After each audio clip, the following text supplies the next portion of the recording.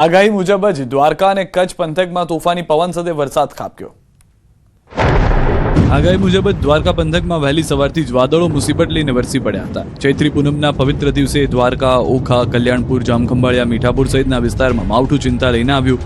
કાળઝાળ ગરમી પડવાને બદલે ધોધમાર વરસાદ પડતા ચોમાસાના દિવસો યાદ આવી ગયા। શહેરમાં વીજળીના કડાકા ભડાકા સાથે કમોસમી વરસાદ ખાબકતા રસ્તા પર નદી વહેતી હોય તેવા દ્રશ્યો સર્જાયા। રોડ પર પાણી ભરાયા તો ખેતરોમાં ઊભો પાક પણ પલળી જતા ખેડૂતોના જીવ તાળવે ચોંટી ગયા।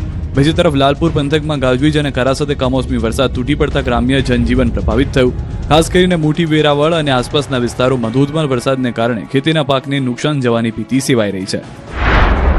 તો દ્વારકા અને કલ્યાણપુર તાલુકામાં ગાજવીજ સાથે ખાબકેલા વરસાદે અનેક જગ્યાએ મુશ્કેલીઓ સર્જી છે।